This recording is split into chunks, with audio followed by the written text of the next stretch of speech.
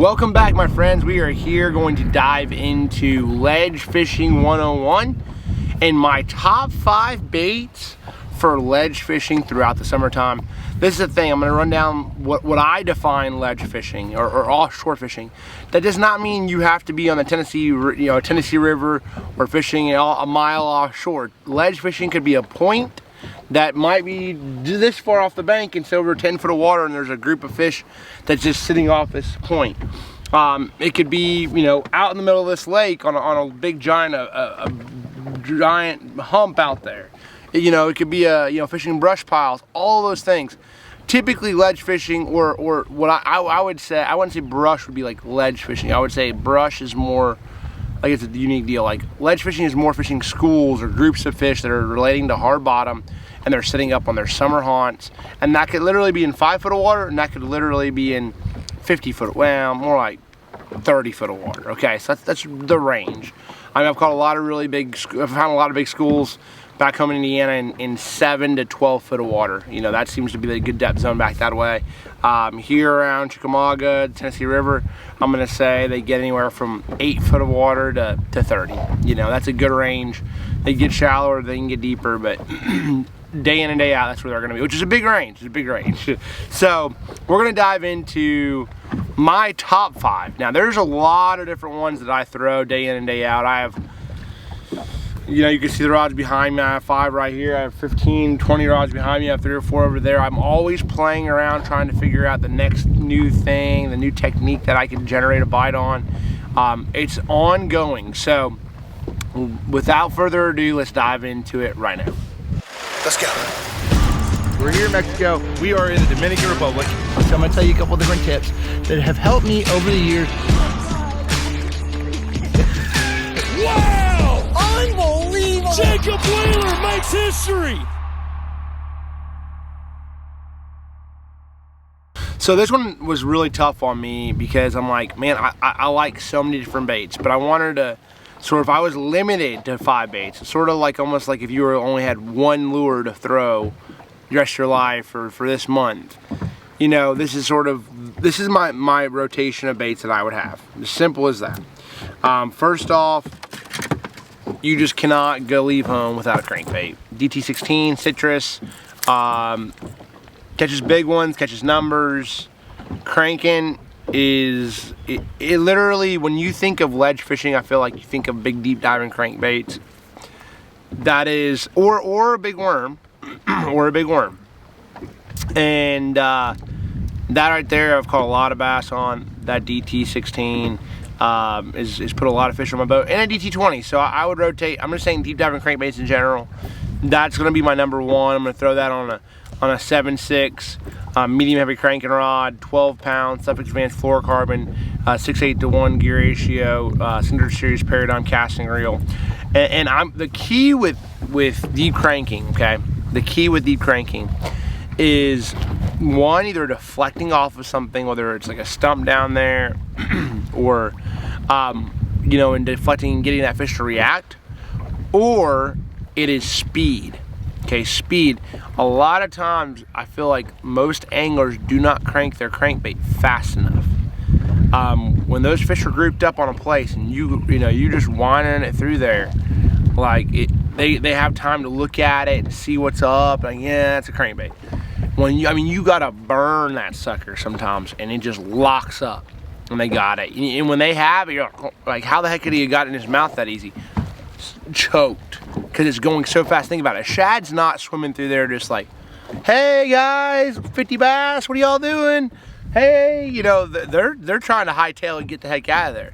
So that's what you're trying to imitate, as a shad or a bigger bluegill that's rolling through there trying to get away, fleeing the area. And I think that's what a crankbait does such a great job of. A deep diving crankbait does such a great job of. Second on my list is a bait that I've won a ton of money on over the years, and that's gonna be a hair jig. I've won a lot of money throwing a hair jig in the past.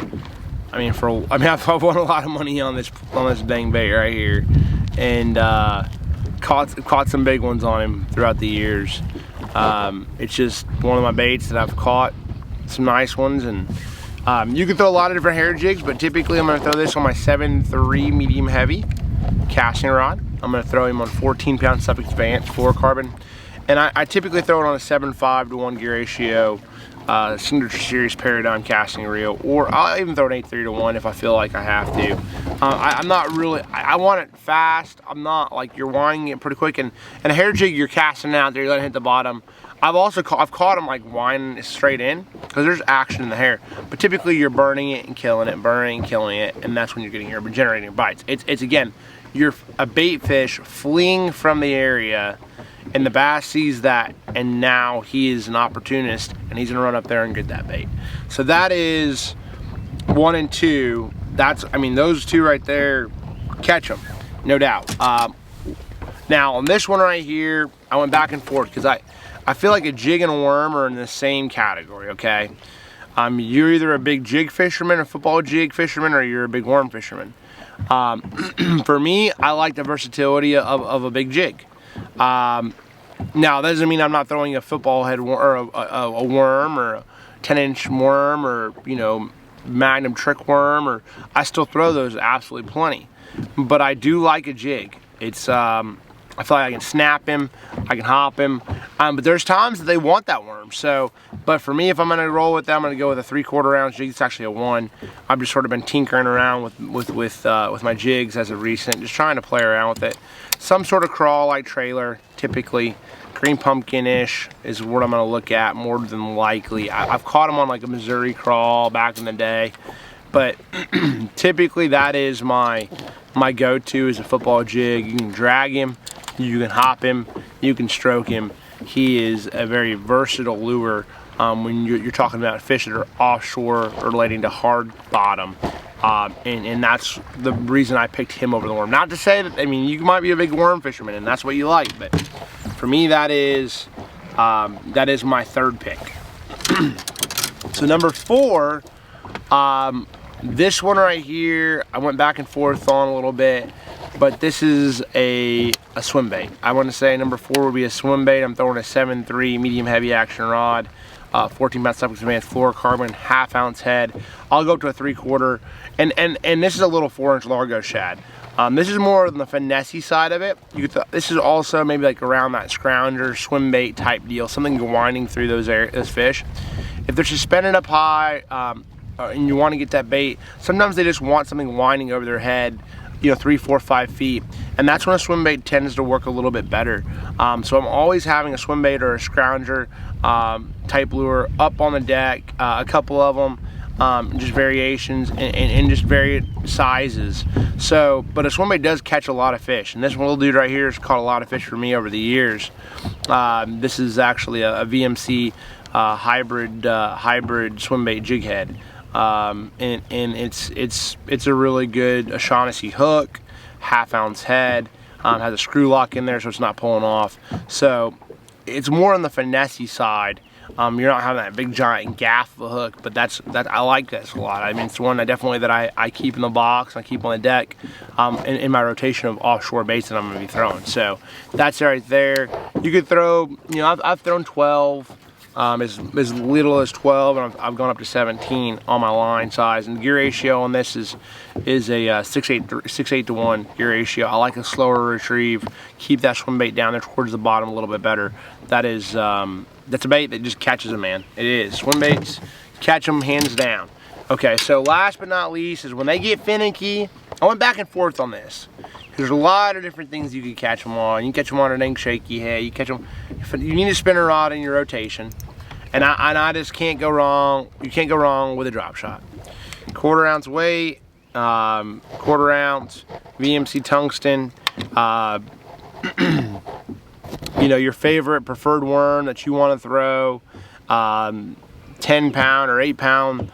Fluorocarbon leader with a braided line. I like that for me personally. You can fish around brush, you can fish around rock, fish around wood, stumps, you can fish around just dragging around. But I don't like to nose hook my worms when I'm fishing offshore largemouth typically. I like to use that finesse Nico hook, and I'll pull this worm off real quick to show you guys what I'm talking about. I like the finesse Nico This is a prototype right there. And the reason I like that so much is because I can just Texas rig this dude, and now I can fish it in so many more different places. And being a 1/4 ounce, I mean, I'll go up higher. Being that's a 1/4 ounce, I could just sit there and catch, you know, catch them and not have to worry about my bait getting. Also, your hookup ratio is a little bit better. You know, your hookup ratio is a little bit better. You know, when they bite it and you set the hook, you don't have to sit there and play them around and, you know, throwing a medium bait, you know, medium light action rod. I mean, that's smallmouth 101, but I'm not trying to do that with a big old largemouth. I'm trying to have control over it. Now, there's a lot of great other finesse tactics that I would say that you could add into this. You could add a shaky head, you could add Kanika, you could add Carolina rig. There's so many different finesse or Ned rig. I mean, there's a lot of things you could add, but day in and day out, a drop shot, if I had one to pick, a drop shot would be the one I would pick. So that is my top 5 ledge fishing baits for 2022. It might change in 2023, so I might shoot another one of these, because I might have to make some rotations of some things. Like, there might be 2 of them, like, I gotta kick out, add 2 more in. I figured something out this offshore season maybe that is the deal. So hopefully you guys learned a little bit something from this. Drop a comment below, let me know what your favorite ledge fishing lure is. We will see you on the next one.